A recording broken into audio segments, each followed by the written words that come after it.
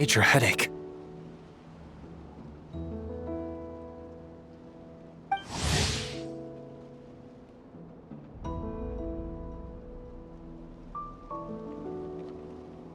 What now, boss? Forget our brothers and sisters over at the lighthouse waiting to get to work. If we don't have enough fuel, it's lights out for the entire camp. Yeah, we gotta think of something, squad leader. Don't worry. Head back to your posts. I'll take care of this.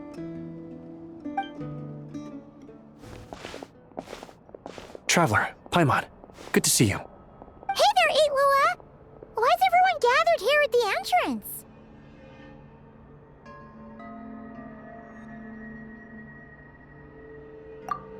It's fine. Just a minor issue, really. And I'm already on the case.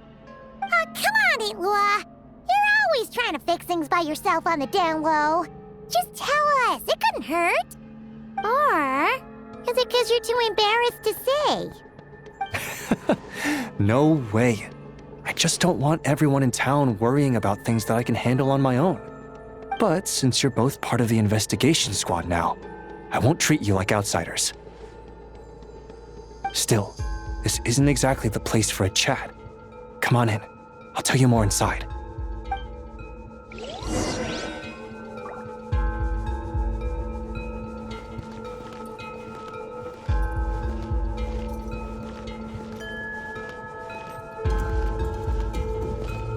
Squad leader, I've compiled what data we have on the bases we can still control.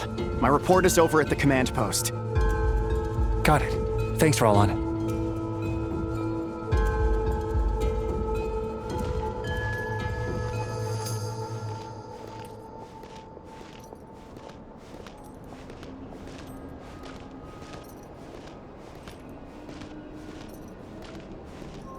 Squad leader, our comrades in the east seem to have butted heads with the Fatui.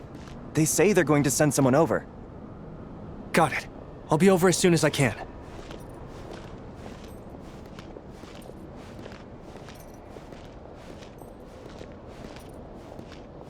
Jeez, Lua! Are you always this busy? Recently, yes. There's just so much work to catch up on.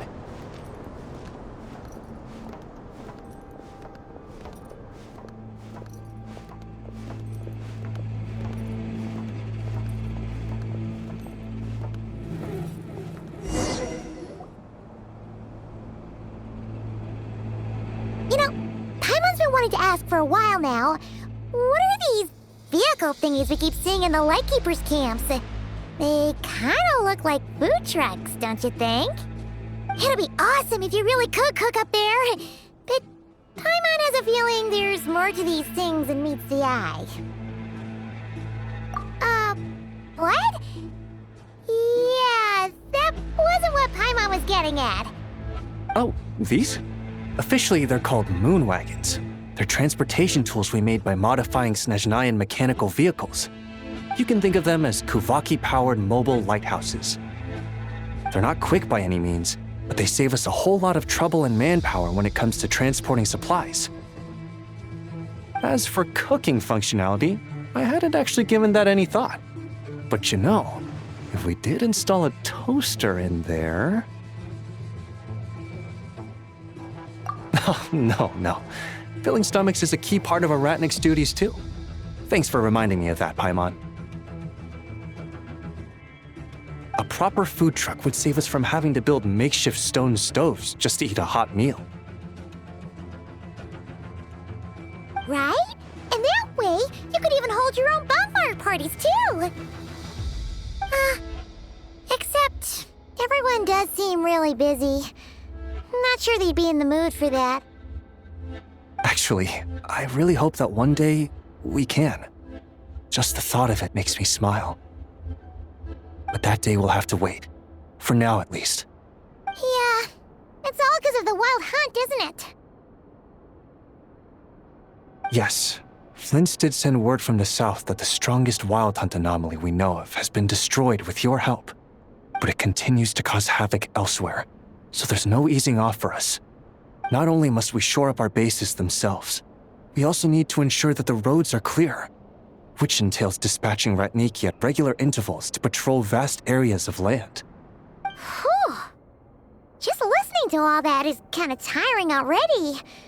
You Lightkeepers sure have it tough. And that's just the basics. The real danger lies with those wild hunt outbreaks that suddenly just appear out of nowhere. Such tasks are all handled by Gramps, Flynn's, Olav, and those guys.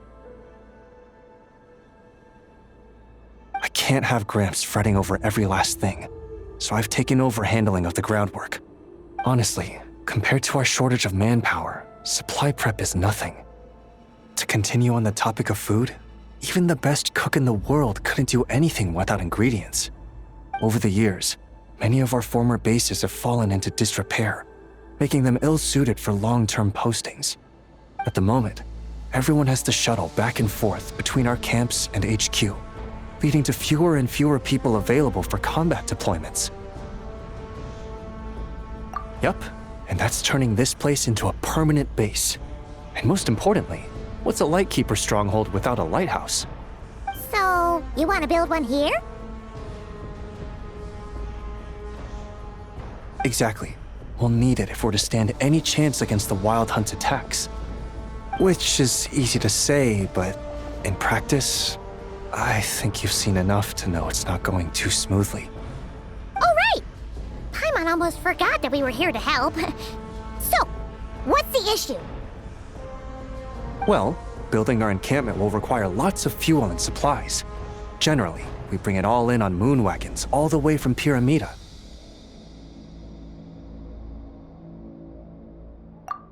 If only it were so simple.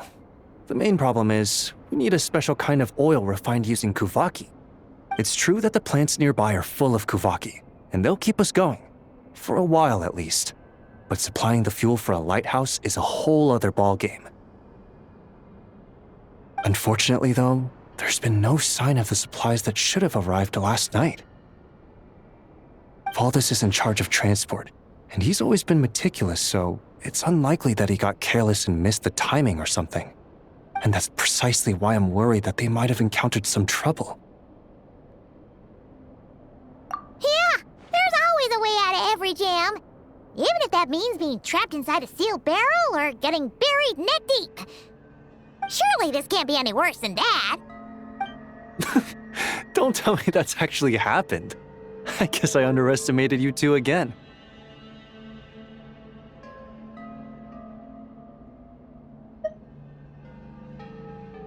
Anyway, we can have a look around. Maybe they've just lost their way. Maybe so. Anyway, there's no time to lose, so follow me. Yep, let's move!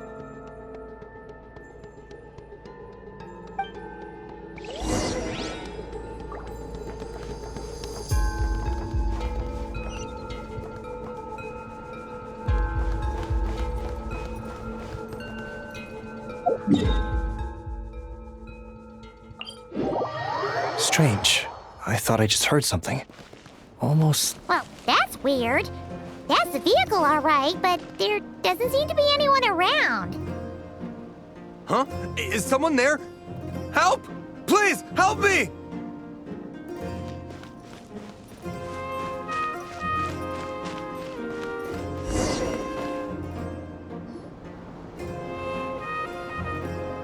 Squad leader! Thank the gods you're here! Please, help me! Valdis, how did you end up here? It's a long story, but the barrier created by these mandragoras can't be broken from inside, so I've been stuck in here for almost the whole day.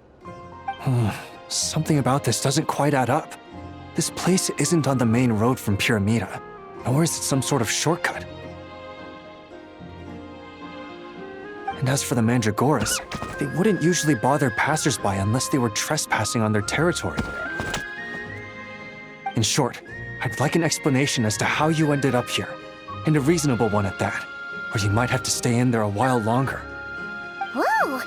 You don't usually see Itlua getting angry. Paimon's kind of scared now, too. Oh, that's true. Guess being an adventurer really does have its advantages. It's a good thing we're only honorary squad members, or we'd be subject to his discipline too. All right. Last night, I found the path to our camp blocked by a large group of mandragoras. You know how I like studying insects and plants, Squad Leader, and it was such a rare sight to see this many mandragoras gathered in one place. I didn't want to miss the opportunity, so I followed them all the way here. But then... I'm so sorry. I'll take responsibility for this, I promise. How about I cover Night Watch for the coming week? No, make that the whole month. You're right. We can discuss the breaking of regulations after we get back. For now, let's concentrate on getting him out of here. I could use your help again, Traveler. Thank you.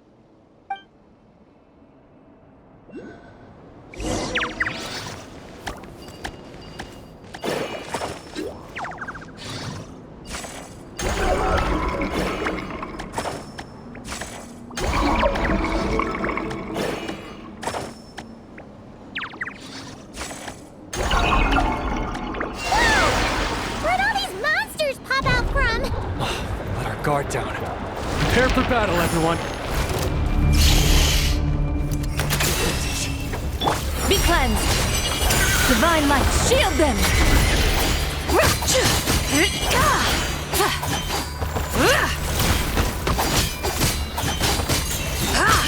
Light the dust. Surge. Begone, shadow of darkness!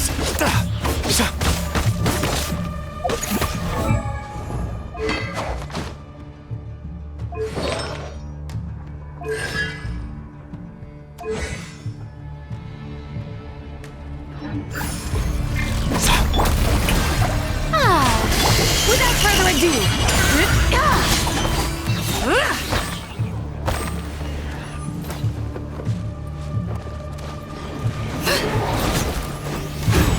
Light the dust! The sky's clear, the glaze moon shines! May I present... Gather! Lane. In my sights, light compels you!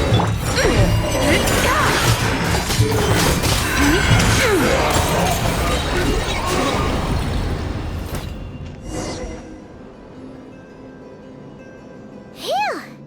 Finally drove off those monsters! What's going on here? Surely they couldn't have been waiting in ambush this whole time. The Wild Hunt. The Mandragoras. Huh, I get it. Huh? Have you figured something out, Iloa? Valdis, I think these Mandragoras trapped you inside the barrier to protect you. They're very sensitive to shifts in their environment. I myself heard some strange murmurs on the way here. Come to think of it, it must have come from the Wild Hunt monsters, who had yet to manifest at that time. These Mandragoras must have detected them very early on, which is why they barred your path and prevented you from continuing onward. Only to have you follow them anyway, leaving them no choice but to trap you here for your protection. I see. So that's what was going on. No wonder they refused to leave the area. They probably only protected you because they detected the scent of grass and flowers on your person. Perhaps because of all the time you spend around them. Either way, thank you both. There doesn't seem to be any further danger.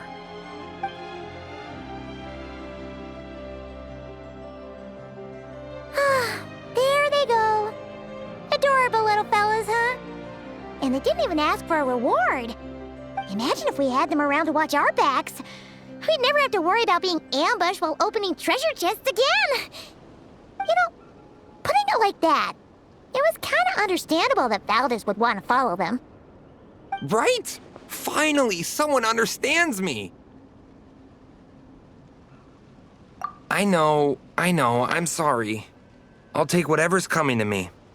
All right, now that we've got him out, let's head back. The others are probably starting to worry.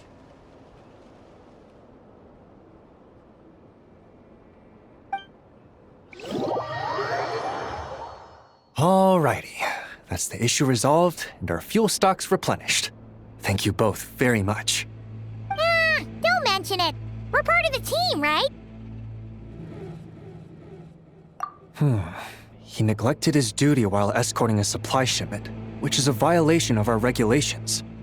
However, he did encounter a pretty dangerous situation related to the wild hunt, and we didn't end up suffering any losses. As such, as per his wishes, he'll be responsible for protecting the lighthouse throughout its next month of construction. Hope he doesn't start slacking off again. Now that she's a member of the team, Paimon's gonna start coming down to check up on him. Oh, and to see how the lighthouse is coming along, too. Speaking of which, Paimon wonders what it'll look like once it's all done. It won't be as impressive as the one at Final Night Cemetery, that's for sure. Still, it'll be bright enough to serve as a beacon to guide travelers through the night. So long as we're able to keep people safe, whether from the wild hunt or anything else, our efforts will not have been in vain. Anyway, I should go back to sorting through our archives. All that work isn't gonna do itself.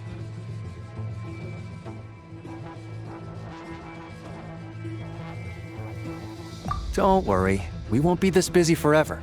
We should be able to put our feet up a bit once this place is up and running. In that case, we'll help you out. That way, it'll be done in no time. Your help would be most welcome, believe me. But I'm sure you've got a lot on your plate already. And asking you to come all this way just to do our work for us, it wouldn't feel right. How about this then? If you find anything useful during your adventures and you happen to be passing by, feel free to drop it off. Come on, it's no biggie. Like you said, we're squad mates now. Isn't that right, Traveler? In that case, let me say again that it's an honor to have you as my squad mates.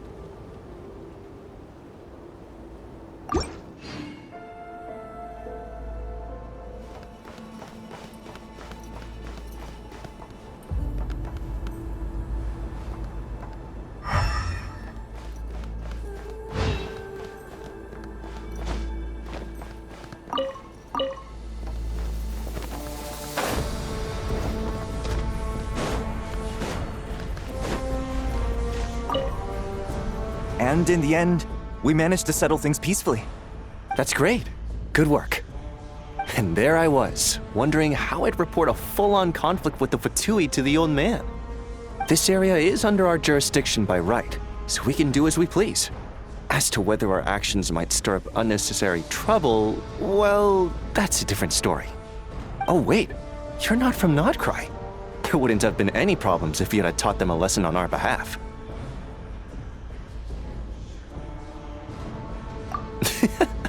I'll remember that the next time this happens.